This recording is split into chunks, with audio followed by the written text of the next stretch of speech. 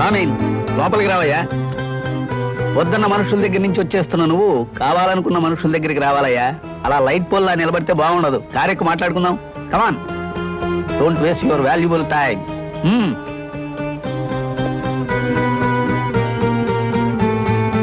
Driver కార్బోని. గోపాలరావు, మా quotation ఎంత అనేది మీకు ఎలా తెలిసింది? అది బిజినెస్ సీక్రెట్ అయ్యా. బుద్ధున్న బిజినెస్ మ్యాగ్నెట్ ఎవడు బయటికి చెప్పడు. చెప్పొద్దులండి.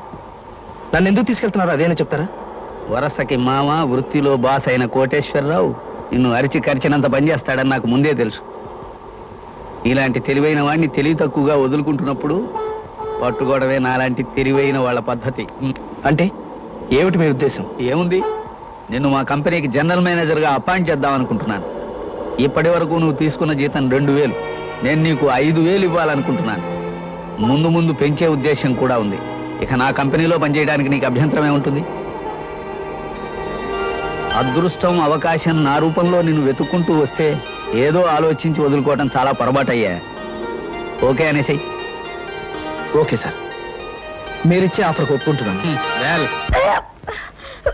లక్ష్మి, నేను అలా బయటికి అమ్మా అమ్మా. ఏమిట్రా గావు కేకలు? లక్ష్మి వాంతులు చేసుకుంటుంది. నేను చూస్తానుండు. పొద్దున్నే పెసరట్లు తింటుంటే ఎక్కువ తినకు, అజీర్తి చేస్తుందని చెప్పాను. చెప్పిన మాట వినవా? చూడు ఎలా బాధపడుతున్నావు. నువ్వు తిక్కాడివి, తిన్నందువల్ల కాదురా వాంతులు. మరి దేనికి? నువ్వు తండ్రివి కాబోతున్నావు. అబ్బా, నేను తండ్రిని కావడం ఏంటే? నాకు ఆల్రెడీ ఓ తండ్రి ఏడ్చి చచ్చాడుగా. గొప్ప పగులుతుంది.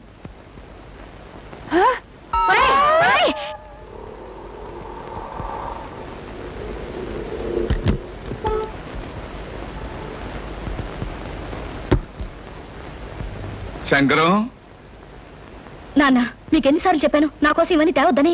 నీకోసం ఎవరు తెచ్చారమ్మా? లక్ష్మి నిలదప్పిందని తెలిసి కానుగ్గా ఇచ్చేద్దామని వచ్చాను. అయినా నీకోసం తేవడానికి ఏం సందర్భం ఇటు చచ్చింది గనక.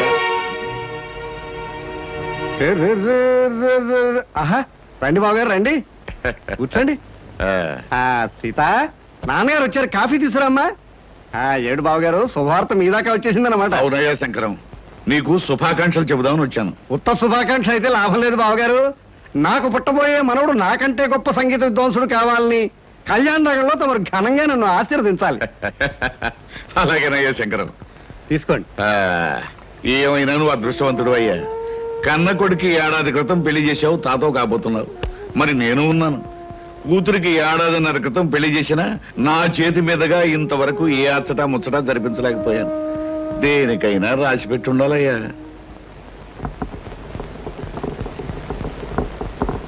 అమ్మా సీత, నువ్వు ఇంకా ఇక్కడే కూర్చున్నావా? 5ంటికే పేరెంట్ వాళ్ళు వచ్చేస్తారు. అందరిలోనూ లక్ష్మికి బొట్టు పెట్టి మొదటిసారి కొత్త చీర నువ్వే ఇవ్వాలి. అలాగే అత్తయ్య గారు.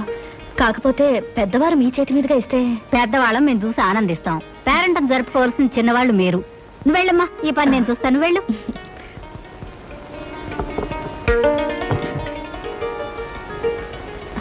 అందరి ముందు కూర్చోవలసిన లక్ష్మి ఇది కట్టుకుంటే బాగుంటుంది. ఏమిటి లక్ష్మి నువ్వు చెప్పేది? అవునండి, సాయంకాలం పేరెంటంలో మంచి బిడ్డను కనాలని నన్ను దీవించి మొదటిసారిగా నా చేతిలో చీర పెట్టమని మీ వదినికి పురమాయించింది మీ అమ్మ. అయితే దానికి ఎందుకు ఊరికే తెగులు తెగిన కోళ్ళ వరి అయిపోతావు? అయినా మహాలక్ష్మి లాంటి మా ఉదయం చేత్తో తీసుకోవడం మంచిదేగా. దాంట్లో తప్పేంటో నాకు అర్థం అవట్లేదు. మీదంతా ఒట్టి మట్టిబుర్రండి.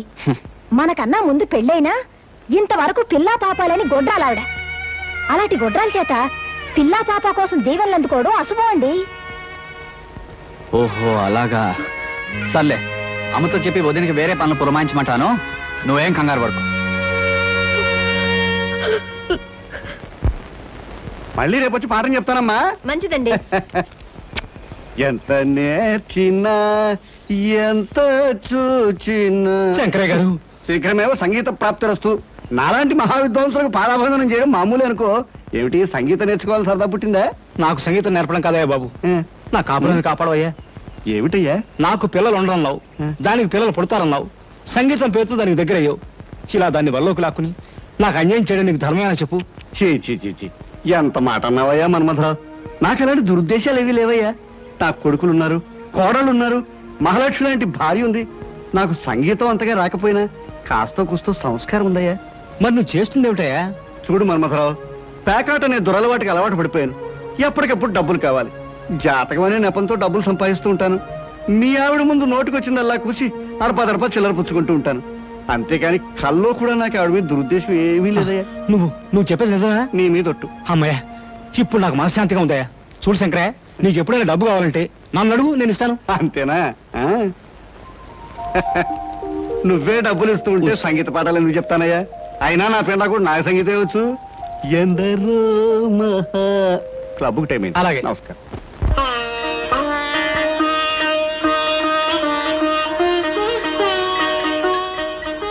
భగవంతుడా, ఈవేళ నా పుట్టినరోజు.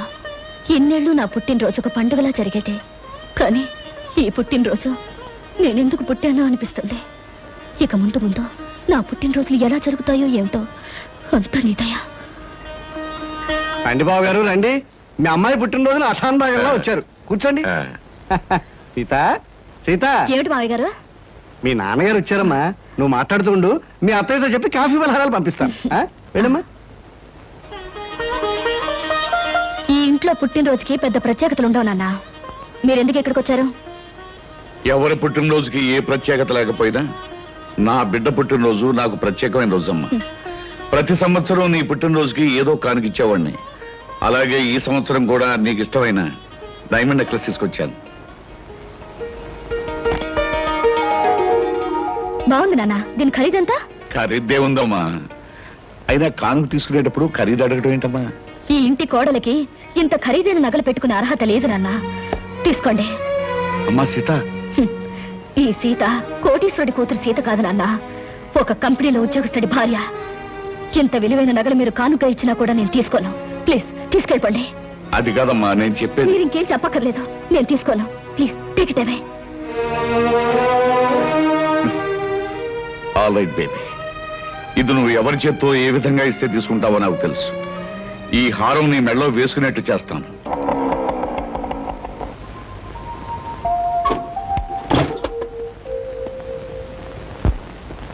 సీత, ఈరోజు నీ పుట్టినరోజుని నా బోనస్ డబ్బు, కమిషన్ డబ్బు, దాచుకున్న డబ్బు అన్నీ కలిపి నీకు అద్భుతమైన బహుమతి తీసుకొచ్చాను. ఏమిటది? నీకు ఇష్టమైన రవల్ నెక్లెస్.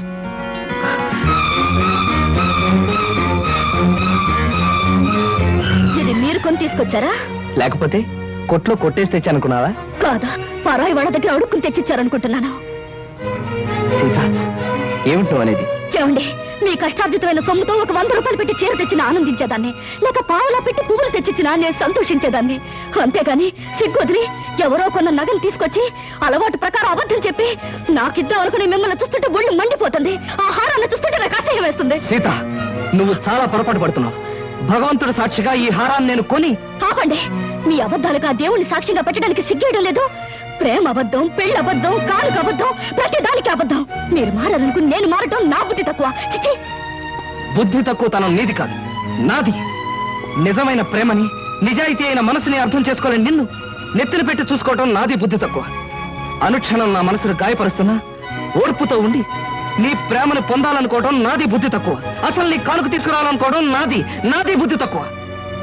మనసనే అందమైన అద్దాన్ని భద్రంగా చూసుకోవడం పోయి దాన్ని బద్దలు కొట్టడమే జయంగా పెట్టుకున్న నిన్ను ఆ భగవంతుడు కూడా క్షమించడు.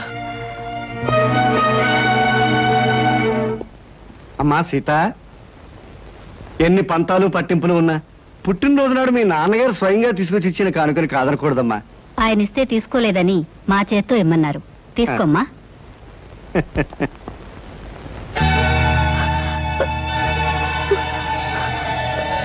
అంటే నిజంగా నా కోసం తెస్తే అపార్థం చేసుకున్నాను.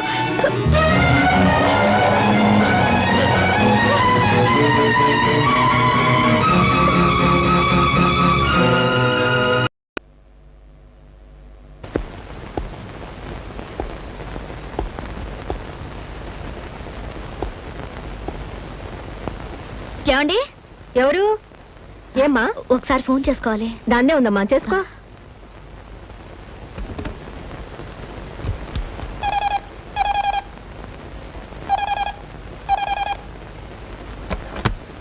Hello, Ramakrishna speaking. నేనండి, సీతని. ఏమిటి అనుకోకుండా ఎక్కడికి ఫోన్ చేసావు? చేసిన పొరపాటు క్షమించమని అడుగుదామని. సీత, ఏమండి, ఎంతో ప్రేమతో మీరు తీసుకొచ్చిన నెక్లెస్ ని మా నాన్నగారు మీ చేత్తో ఇప్పించారని అపార్థం చేసుకుని వద్దన్నాను. తర్వాత నిజం తెలుసుకున్నాను. మీలాంటి మంచి మనిషిని ఎంతకాలం బాధ పెట్టినందుకు నన్ను క్షమించండి. అవే మాటలు సీత. ఆలుమగల మధ్య ఉండాల్సింది మన్నింపులు క్షమాపణలు కాదు, ప్రేమ, అనురాగం. ఈరోజు సాయంకాలం మీకు నచ్చిన చీర కట్టుకుని మీకోసం ఎదురు చూస్తుంటాను. తొందరగా రావాలి. తప్పకుండా వస్తాను సీత. ఈ రోజు మన జీవితంలో మరుపురాని రోజుగా మారాలి. అయితే 6 గంటలకు రావాలి. ఎంత పనున్నా, ఎలాంటి పరిస్థితి వచ్చినా మీరు వచ్చే తీరాలి. లేకపోతే నా మీద ఒట్టు. తప్పకుండా వస్తానుగా.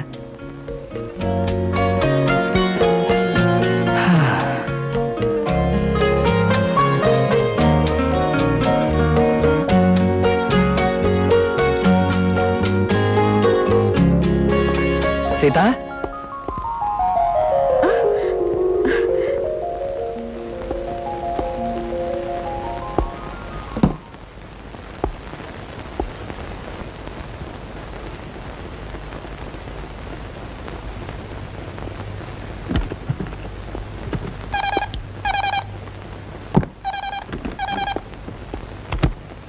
Hello Ramakrishna here. ఏమిటి సింహాచలం నువ్వు చెప్పేది? డాక్టర్ ఫోన్ చేసావా? నేను వెంటనే బయలుదేరి వస్తున్నాను. నువ్వు మాత్రం ఆయన దగ్గరే ఉండు.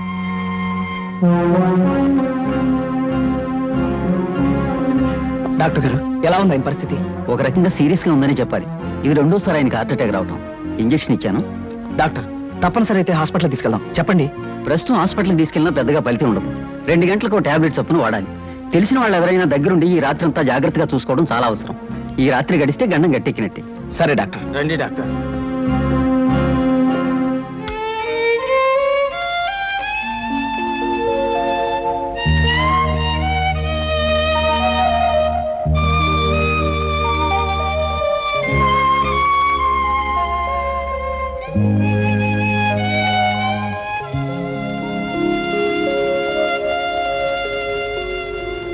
బాబు, అయ్యగారు నిద్రపోతున్నారుగా, ఇక మీరు ఇంటికి వెళ్ళండి.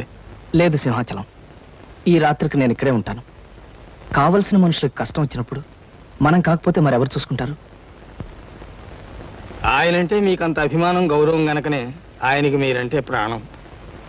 ఆయనకి నేనంటే ప్రాణం అనేది ఒకప్పటి మాటరా. ఇప్పుడు నన్ను ఆయన కావాలనే దూరం చేసుకున్నారు. నేనేం తప్పు చేయకపోయినా నా మీద నింద వేసి నన్ను తన కంపెనీలోంచి తీసేశారు. బాబు, సమయం వచ్చింది గనక మీకు నిజం చెప్పాలనుకుంటున్నాను. ఏమిట్రా అది? మీ మంచి కోరి మీరు బాగుండాలని ఆయన తన కంపెనీలోంచి మిమ్మల్ని తీసేశారు బాబు. సింహాచలం. అవును బాబు, మీరు మీ కుటుంబం ఆనందంగా ఉండాలంటే మీకు ఎక్కువ డబ్బు అవసరమని ఆయనకి తెలుసు. ఊరికే ఇస్తే మీరు తీసుకోరని తెలుసు. జీతం పెంచి ఇద్దామంటే మీరు ఒప్పుకోరని తెలుసు. అందుకని గోపాలం బాబుతో మాట్లాడి ఎక్కువ జీతానికి మీకు ఉద్యోగం ఏర్పాటు చేసి ఇక్కడ కావాలని మిమ్మల్ని నానా మాటలు అని ఉద్యోగంలోంచి తీసేశారు బాబు. సింహాచలం, నువ్వు చెప్పేదంతా నిజమా? నిజం బాబు. నా అల్లుడు చెడ్డవాడని నన్ను తిట్టుకున్నా పర్వాలేదు, ఎక్కువ జీతంతో అతను ఆనందంగా ఉంటే అంతే చాలు అన్నారు బాబు.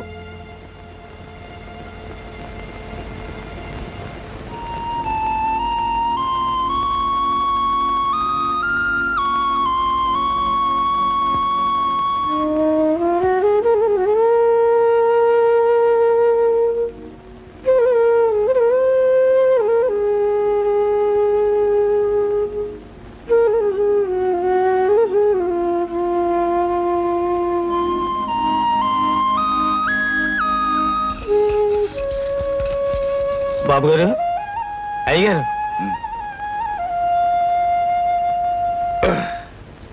ఎలా ఉంది మావయ్య గారు మీకు? బాగానే ఉంది బాబు. ఎంతసేపు అయింది కృష్ణ వచ్చి? కృష్ణబాబు నిన్న రాత్రే వచ్చారండి. మీకు గుండెపోటు రాగానే అటు డాక్టర్ గారికి ఇటు కృష్ణబాబుకి ఫోన్ చేశానండి. అంటే అప్పటి నుంచి ఇక్కడే ఉన్నావా కృష్ణ? ఒక్క క్షణం కూడా నిద్రపోకుండా మీ పక్కనే కూర్చుని టైం ప్రకారం మాత్రలు ఇస్తూ రాత్రి అంతా మీకోసం జాగారం చేశారండి. బాబు కృష్ణ, సొంత బిడ్డలు సైతం కన్నవాళ్ళని పట్టించుకొని ఈ రోజుల్లో నువ్వు రాత్రంతా నా కోసం నిద్రాహారాలు మాని సేవ చేశావంటే నీ రుణం. మావయ్య గారు, మీరు నాకు చేసిన ఉపకారం ముందు నేను మీకు చేసింది చాలా తక్కువ. బాబు కృష్ణ. అవును మావయ్య, నాకు బ్రతుకునిచ్చారు, మీ కూతుర్ని నాకు భార్యగా ఇచ్చారు. ఇంకా మేలు చేయడం కోసం మీ దగ్గర నుంచి తీసేసి వేరే చోట ఉద్యోగం ఇప్పించారు. నీకు ఆ విషయం సింహాచలం చెప్పాడు. అప్పుడు నాకు మంచితనానికి మానవత్వానికి అర్థం తెలిసింది మావయ్య. ఆ, బాబు కృష్ణ, సీత నీ కోసం ఎదురు చూస్తూ ఉంటుంది. నువ్వు బయలుదేరు. అలాగే. ఆ, చూడు బాబు, నువ్వు నాకు మాట ఇవ్వాలి. ఏమిటి మావయ్య? ఎట్టి పరిస్థితుల్లోనూ నాకు గుండె జబ్బు వచ్చిందని సీతకు తెలియనివ్వకూడదు. అసలే తల్లి లేని పిల్ల, పంతాలు పట్టింపులు ఎన్నున్నా ఈ విషయం తెలిస్తే తాను తట్టుకోలేదు. అందుకే ఈ సంగతి సీతకు తెలియనేనని నాకు మాట ఇవ్వాలి. అలాగే మావయ్య. అలాగే బాబు, వస్తాను. వెళ్ళిన జాగ్రత్త.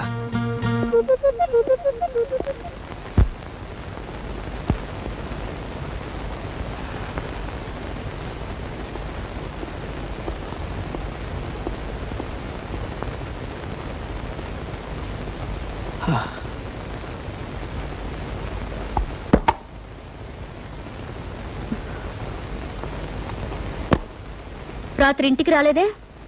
ఒక ముఖ్యమైన పని నుండి రాలేదు. ఆఫీస్కి ఫోన్ చేశాను, 6ంటికి వెళ్ళిపోయారట. ఎక్కడికి వెళ్ళారు? నన్నేమీ అడక్కు, నేనేమీ చెప్పలేను. రాత్రి తెల్లవారులు మీకోసం 1000 కళ్ళతో కోటి ఆశలతో ఎదురు చూసిన భార్యని మీరు ఎక్కడికి వెళ్ళారు అని అడిగే హక్కు లేదంటారా? ఇప్పుడు హక్కులు అధికారాల ప్రసక్తి అనవసరం. నువ్వు ఎదురు చూస్తుంటావని తెలుసు, బాధపడతావని తెలుసు.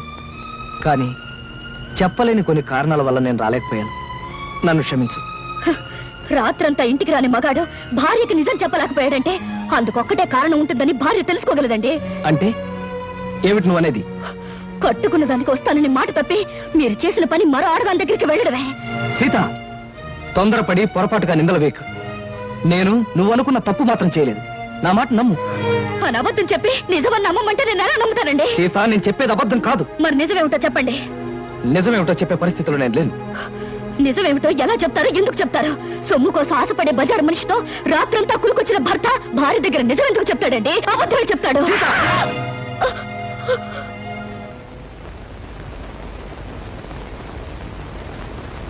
సీత, భార్యాభర్తల మధ్య ఉండవలసింది నమ్మకం. భర్త మాట భార్య, భార్య మాట భర్త నమ్మలేని రోజున వాళ్ళ మధ్య ఉన్న బంధం తెగిపోతుంది.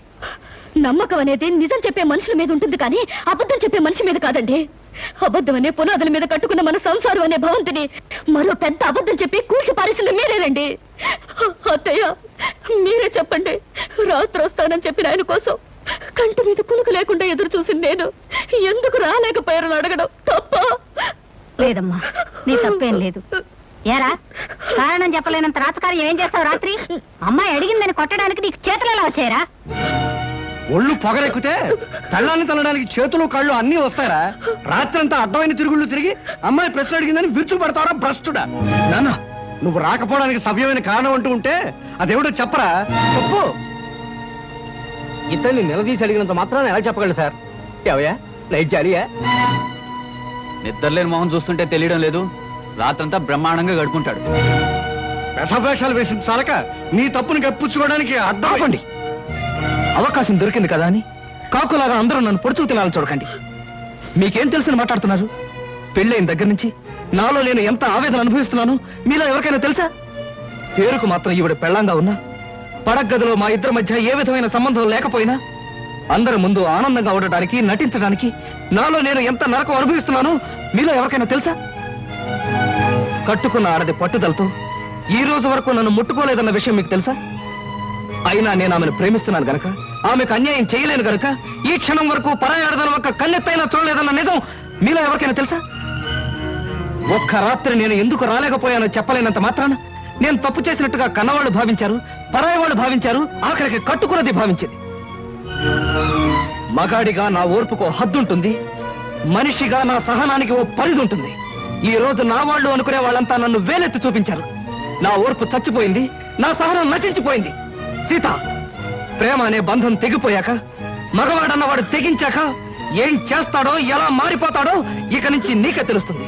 నీకే కాదు, నన్ను అన్యాయంగా ఆడిపోసుకున్న అందరికీ కూడా నేను మారిపోతే ఏమవుతానో చూపిస్తాను. వస్తాను.